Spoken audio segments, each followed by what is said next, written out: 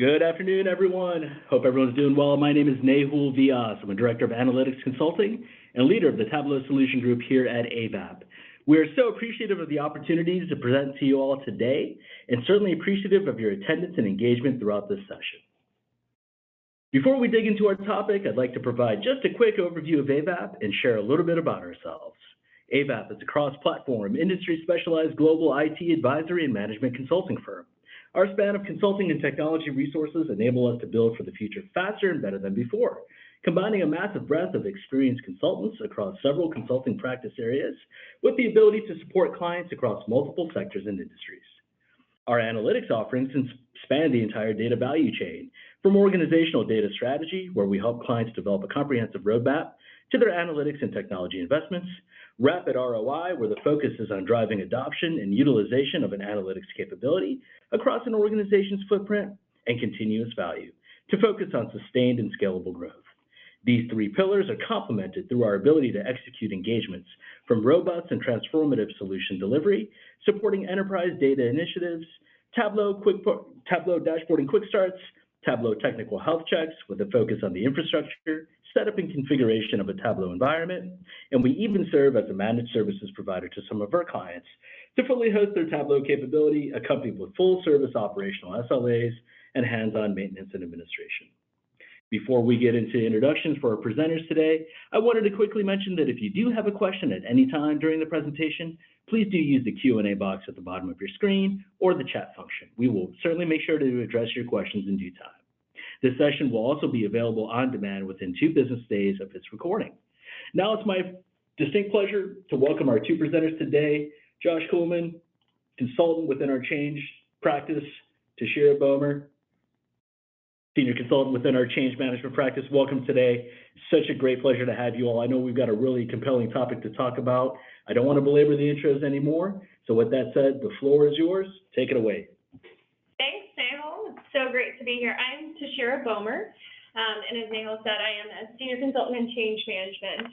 We are so excited to be here to talk to you about change analytics, but wanted to first start off with some level setting on what change management is. Change management is the application of a structured process and a set of tools to manage the people side of change. So you've heard of project management, and we are focused on the people side, which is change management. Change management assists to drive adoption and benefits realization. It improves project results and outcomes. It minimizes risks, and it reduces the costs, redesign, rework, redo, retrain, retreat, all the repetitive work that you want to avoid in a project implementation. The change management effectiveness really is hard to measure, but we've found that with excellent change management, it drives 6 times more effective project objectives to meet or exceed those objectives. It is 1.5 times more likely to be on or below budget with excellent change management, and then it is also 5 times more likely to be on or ahead of schedule with excellent change management. All this to say that change management is a critical piece of a project implementation. We're super excited to talk about it, but we're here to talk about why change management and the intersection of BI and analytics has become a super compelling topic to illustrate the effectiveness of change management. So why this is so important is because change initiatives, no matter how beneficial they are, no matter how effective the change management activities are in driving adoption, they're still risky endeavors. The tools that you use to evaluate change management are typically assessments or open-ended commentary. And this information can be super powerful, but with the intersection of business intelligence, it can deliver some effective change analytics. Change analytics can add measurable value to change management, enabling trend visualization and turning data into actionable information. We like to say you can't manage what you don't measure. And so today we're excited to talk to you about how to measure that gray space of what change management can sometimes be seen as. Next slide, please. So we're going to talk through a scenario and kind of bring this to life a little bit, and then talk through some specifics. Again, as Nahul mentioned, please use the chat box to engage if you have any questions throughout, but we're going to open the floor here in a moment. So to talk through our use case, we brought forward a generic use case that we find pretty commonly within clients, and hope to illustrate how we've brought forth that change analytics lens. So the scenario is that our client hired a new CEO, and she has requested to see the current projects in flight across the entire company, what changes are impacting which employees, and the current status of employee health during this time of change. The change management team has access to a couple of different sources of information and data, which include the project data, the HR data, and then the project and stakeholder impact assessment. So we, as the change management team, have access to some information, but we have a pretty big ask in front of us to show and illustrate this severity of the enterprise view of change management. So some of the things while looking at our scenario, we derived some change management themes. So if you're looking at this as a change practitioner, you'll see that there are multiple initiatives with limited resources at this specific use case. We have several groups who are impacted. We have a lack of centralized view of the timing of these initiatives. So we've got project plans all over the place throughout the enterprise, but there's no one consolidated place to see how everything stacks up across the enterprise. And then we also need to understand the stakeholder sentiment toward change. A lot of times a name on a piece of paper of an impacted stakeholder group tells us the who, but it doesn't quite illustrate the how much or how impacted they are in that change. So with the lens of change analytics, what we have decided to approach in this scenario is illustrating that change landscape in a change portfolio, a stakeholder heat map to show how severe those stakeholders are impacted and when, and then illustrate the organizational resilience. So some organizations are really effective at managing through tons of change, and some need further assistance, and that organizational resilience helps to illustrate the landscape at the specific client. I will hand it over to Josh to talk more about what we do with this scenario and this information. Thanks, Tashira. Before we dive into a couple of the examples, first I want to talk about the data that we have available to us in a scenario like this. So, for any change practitioners listening in, you know that you're collecting a lot of data in your day-to-day. This can look in shape of a change complexity assessment, a stakeholder impact assessment. It can be in feedback and conversations that you're having with the organization and various project stakeholders and project team members. But in addition to that, there are also more structured pieces of data that we can be pulling in throughout the organization. So as I mentioned, the change complexity assessment is one of those pieces that as a change practitioner you might be doing. And so, with that, you're generating the scope, the resistance, the complexity, really trying to understand how big is this change and how is it going to impact the organization.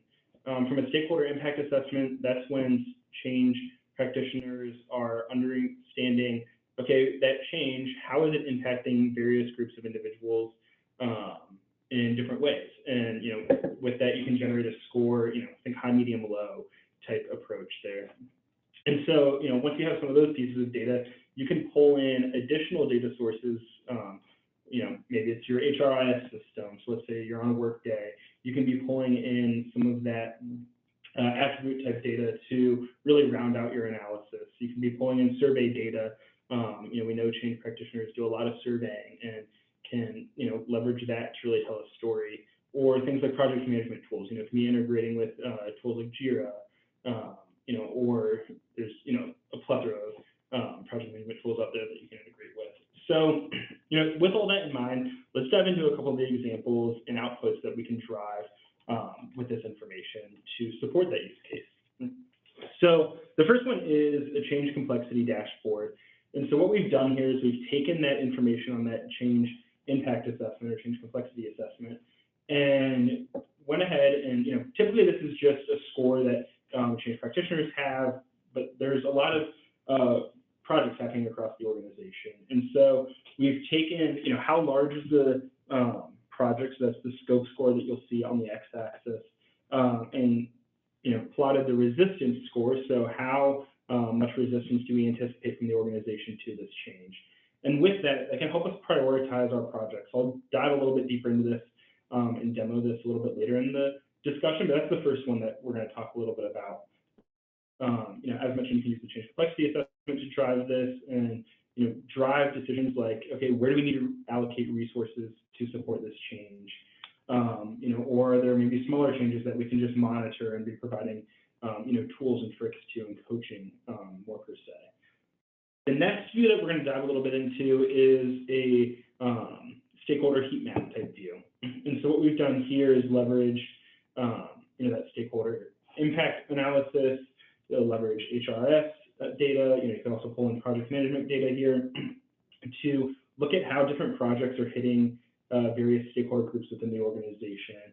And so you can see, in this screenshot we have, and we'll dive a little bit deeper, we've taken the various departments and segments within an organization and plotted the different projects that are hitting them. And we'll show, how we can drill in and really understand where we maybe need to be focusing or adjusting timing of initiatives, or there are other things that are on these teams' plates that we need to be considering to help them be as successful as possible as we work through change, and that we aren't, putting too much on their plate. You might be the word change fatigue or change saturation, really trying to minimize that with this type view.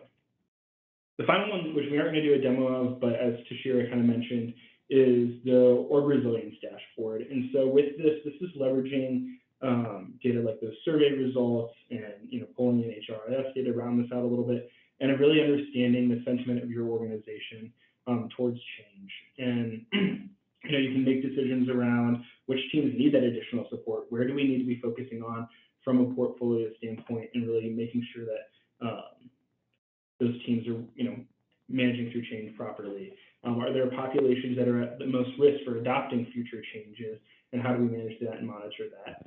So that's the type of insights that you could drive with this type of data. But let's dive into a couple of the dashboards a little bit more.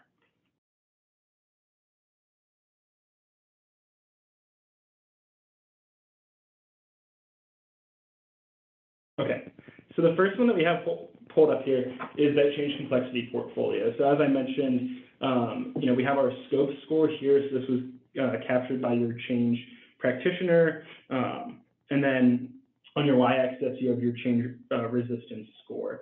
And so, this is a score of essentially 0 to 100, saying, 0, relatively small change, 100, a larger change. And then on the resistance, same thing. 0, don't anticipate a ton of resistance to this change. 100, anticipate a lot of resistance. And so when you plot that here, we're able to really hone in on some key projects that we want to focus on. So, when you look up here in this, top right quadrant, we can highlight these, few projects that we know are, higher on the scope score and definitely higher on the resistance score. And, these are projects that we'd want to focus on. We want to make sure that we have dedicated change practitioners. You might even need a couple change practitioners. And so you can see that we've built in some key features here in Tableau to be able to, drill into exactly what 3 projects those are. So it looks like it's an org design project and a couple, policy and procedure type projects. Must be some, pretty big policy changes or ones that individuals aren't going to really like. Similarly, we could look down here in the bottom corner and look at, a few key projects that maybe are a little bit smaller. These aren't ones that maybe we need dedicated resources on, but maybe we want to, provide coaching, templates, and tools as they manage through those change. Or maybe your organization is fortunate enough where you could put a change practitioner in every one of those projects, but we know that that's not always the case. So those are the type of insights that you can gather here based on that data. When we jump over to the stakeholder impact heat map, as you saw on the screenshot, there are various segments within this organization, and within those segments, we have a few key business units. And so what we're seeing is that, looking towards the end of 21 and into 22 and even almost to 23, the number of projects that are hitting these various stakeholder groups at a given time. So we can see, we look at marketing and operations, they're being hit pretty heavily with projects in the, December to, let's say, June timeframe. When we look towards summer, things seem to lighten up across the organization. But, as we get into fall, definitely quite a few changes hitting various groups. And so we can drill a little bit deeper. This was just, for example, like this organization has said that, 3 is kind of the threshold. 3 fairly big changes hitting an organization or team is kind of the threshold that they want to set. You could adjust this based on, organizational data, but that's kind of where you see that color change start to happen and where we really want to hone in. So as we drill into this, we can see that, the projects are broken out by what they're calling a pillar. So, various portfolios, you have your IT portfolio and your strategy portfolio. And so you can really see that, some of the key groups it's really driving, in marketing, some of these IT projects. So we want to keep an eye on that as we continue to get a little bit deeper. And, same with corporate HR, within the corporate services buckets, similar IT projects. So, we know that we want to be continuing to look in this, spring time frame and that fall time frame. And, when we drill down to the next level, we're actually able to see which projects those are. And so you can see, there's 4 projects here hitting, that marketing group from the IT side, 3 from the strategy. Maybe that's a conversation that, we want to have and say, are some of those projects ones that we want to push out further. That's creating a lot of change, asking the marketing team to kind of work through 7 decent sized changes. That's also when you could go back and look at some of that information that we had on the change complexity dashboard and say, are these projects that, are large in scope, or are these more smaller changes? So, those are the types of conversations you can start having with this type of information. But with that, those are the couple of demos we wanted to walk through. And so I'll jump back over and hand it to Tashira to kind of close us out and share a little more. Thanks, Josh. One thing I want to say about the dashboard, so while you were going through it, one thing I want to illustrate is that the power in these Tableau dashboards is not only the illustration of the complexity of pulling together various different areas of data, but also, like Josh was doing in that demo, is the manipulation of filtering. So what we find to be very powerful in the conversations with senior leaders who are at a very high level position in the company, they're able to see not only the broad picture of all of the change impacts, but they're also able to manipulate those dashboards to drill down into a specific month and see what's hitting their employees in that specific month, or to drill down to see one initiative and to see all the different stakeholder groups that they're impacting with that one initiative and when. So, your use in Tableau, it doesn't have to be expert level, but the ability to have the filters in your dashboards are really, really effective in furthering that explanation. So we wanted to kind of wrap up with a summary of, what we want you to walk away with. First and foremost is the power of change management. Just to reiterate, projects are 6 times more likely to meet or exceed their objectives with the application of excellent change management. Cannot stress it enough that you can easily turn on a not easily, but I guess you can turn on a software or a project tool, but if people are not adopting, if they're not ready and willing to adopt that new technology or software, it can be all for nothing. So effective change management is super powerful.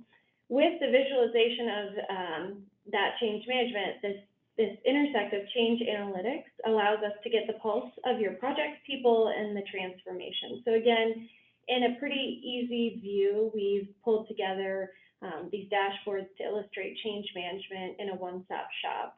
But it can be done at various levels of expertise. It can be a very simple stakeholder impact map to a robust portfolio view to view everything across the enterprise. Again, stressing, leverage the data you have available. We have used these tools and examples with data that we as change practitioners are gathering on a daily basis. We don't see change analytics as something additional that you have to gather from a data perspective as a practitioner. All of these visualization tools in Tableau were built using existing assessments and tools that we use as change practitioners every day. And then lastly, just to reiterate, change analytics and these dashboards are completely customizable. So we have just shared we always say we're just scratching the surface here, but this is just an introduction into what can be done but the options are endless for what you can build in Tableau and what data you can gather from it as a change practitioner. So, I would urge you to sit down with your sponsor or your senior executives to understand what it is they were looking for and start to play around in Tableau with the data you have, because it's really endless. So with that, we are going to move into opening the floor for Q&A or anything that's come through chat. I got to tell you, Power Pack presentation, and I think what's unique is the blend of the change space, leveraging data that's readily available across an organization, and it's a plethora of stuff. Now, I candidly am a data junkie. I look at things from maybe not necessarily a change management perspective, but you did mention, and to share as you were going through some of the metrics, you mentioned a couple of metrics respective to projects, specifically change complexity, scope. How do we derive those metrics? Where are those coming from? And if you could break out the crayons specifically for those that are not necessarily change practitioners, but are more so on the data enablement side, right? We deal with the data, but then we can help educate those in our organization that are orchestrating change to go after some of these metrics. Walk us through that. Yeah, great question.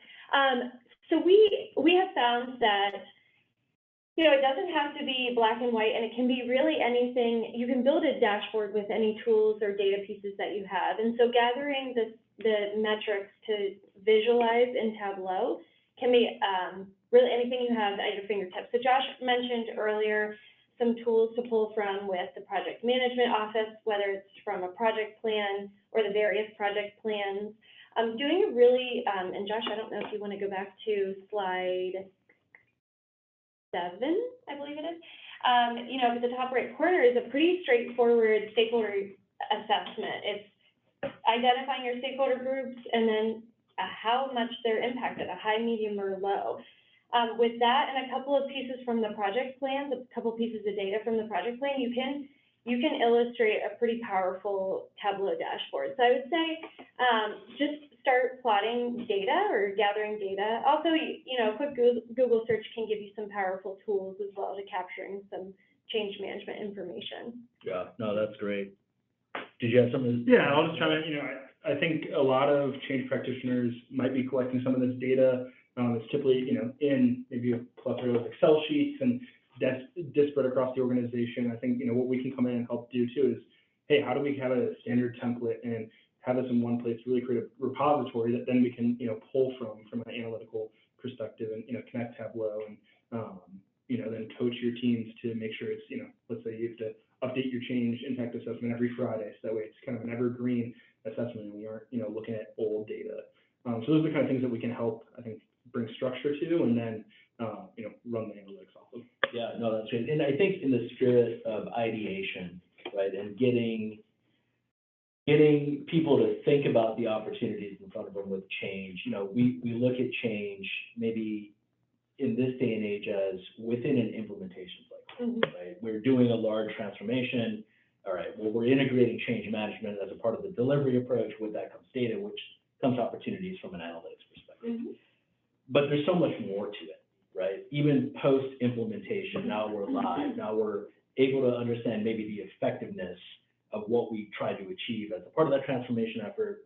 Maybe it's more so centric to policy attainment. Maybe it's process realization on the people side. Walk us through, I guess, both of you, other flavors of dashboarding opportunities that are within that entire change domain that may not just be specifically tied to, hey, we're part of this ERP implementation, right? Like, there's so much more to it that I think people just have an opportunity to ideate on. Walk us through some of those opportunities. Yeah, you bring up a really good point, because a lot of times the project implementation can seem abrupt at the go live.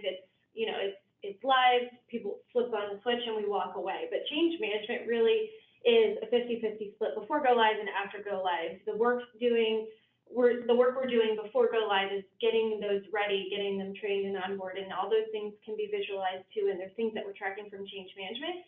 But where change management becomes really effective is after that go live is where it really matters. That adoption measurement is critical to ensuring that you're realizing the benefits of what you set up front in that project scope. And so after go live, and, you know, I've seen measurement of adoption metrics and visualizing those are just as effective as the upfront, the project time frame measurement and change management. So there's, you know, the adoption measurements, there's sentiment. So we talked about this a little bit in one of the dashboards, is an ongoing dashboard opportunity for change management is organizational resilience and sentiment. And every organization at some point is going to have a need to bring in some large transformation or some implementation of some sort.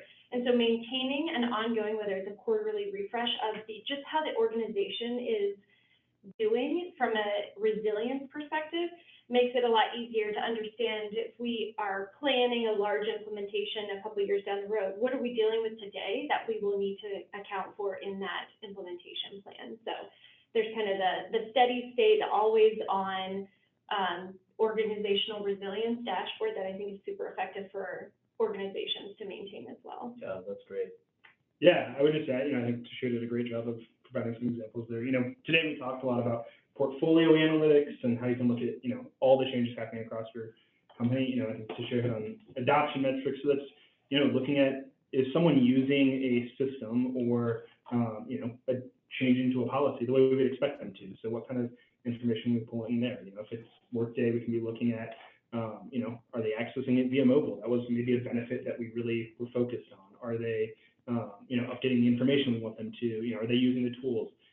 If it's a policy change, you know, are they adhering to that policy? Those are the pieces of data that we can be pulling in and, you know, visualizing. From another one that Tashir kind of hit on, as you mentioned earlier in the presentation, we're just scratching the surface today. You know, I think as organizations create more data about their people and generate that, you know, that's additional pieces of information that we can be pulling on to really round out the story of, you know, how's your organization working through change? Yeah, I'd have to imagine too, just with the richness of analytics capabilities, when we talk about planning efforts, Tashir, you mentioned this from a planning perspective, understanding maybe the pulse or sentiment of stakeholders, the essence of resiliency. There's such a rich capability now to even get into predictive analytics, where if you understand the pulse of your organization, if you're able to leverage maybe historical cuts of data to then pivot and model from a predictive perspective and say, hey, to your point, right, we are thinking about making an investment. Maybe it's in a system, maybe it's a process change, maybe it's a policy change. Can we understand from an analytics perspective what that change curve is going to be, right? And I think that's incredibly powerful to do. And I think it's also important to note that, you know, you two come from the change management world, and we're marrying change management with data. The journey is also in the context of fluency in these change metrics. And quite frankly, getting people on the same page in consensus to understand change and the critical success criteria to monitor and react to that change. I guess walk us through from your side as practitioners, what that education is when you're speaking to clients, talking about change, right? Irrespective of the data element, but just speaking to change and helping them understand and become more fluent in some of those levers that need to be integrated within a project delivery plan, right? To be successful. Walk us through some of that journey, because I'm so curious. And again, we're approaching it from a data perspective, but it's important to understand that this is now functionally your world, right? For sure, yeah. Walk us through some of that. Yeah, I would say I've seen a huge shift just in workplaces in the past 10 years to focus more on people. We have, so long are the days where a company will turn on a new system and say, just figure it out, get on the moving train or you fall off. So I think companies are really passionate about making sure that the people are included along the journey. So it becomes a really easy conversation to have. But the specifics of change management are making sure that that investment that the company is making is not for nothing. And I have seen it firsthand, unfortunately, where a company has invested a lot of money to turn on a new system, to turn on what they feel on paper looks like a really amazing opportunity for their employees, but never spoke to an employee and never got the feedback from employees prior to implementation. And then it was implemented and it was turned off shortly after because it wasn't They didn't consult with the people. They didn't consider the people through the journey of this. So when we talk about change management, it's really making sure that there is a parallel effort to the technical side of the implementation. There's a parallel effort to bring along the people. And, you know, you start to see it in the metrics. To be honest, the data speaks really, really loud. And we went through those visuals, that graph at the beginning that we showed. Projects are 6 times more likely when there's to be effective when there's change management applied. Again, you got to bring the people along, because if they don't start using the new tool, then it's all for nothing. Yeah, I would imagine. Sorry, Josh. No, I was just gonna say, you know, I think we, you know, on change management focus a lot on engagement and training and communication, and you know, some of the things that you were mentioning on. And I think to Shira's point, there's a lot of shift, and how do we make it, you know, fun too? You know, I think about some of the stuff you guys do on data type projects, like you know, user groups. Like that's a great example of a change management effort, because it builds excitement. It allows people to collaborate, understand, you know, how other areas within the organization are leveraging, you know, Tableau and other tools. And so, you know, I think it's also focusing on how do we make change fun and, you know, make it exciting for these people. Yeah, no, I love it. I think, you know, first, fantastic job here. Thank you so much for sharing your expertise in this. It's helped me, it's helped, I think, a lot of people that are going to listen to this get a more pragmatic view of what change management is and the opportunities in front of them with the analytics portion. I will just offer this up as a parting thought. We have all collectively in our experience as clients helped our clients, as consultants, but helped our clients work through total cost of ownership models, right? And we look at total cost of ownership sometimes very naively from a technical perspective. We're spending this much money on the software. We need the infrastructure here. We're hiring consultants to implement software, right?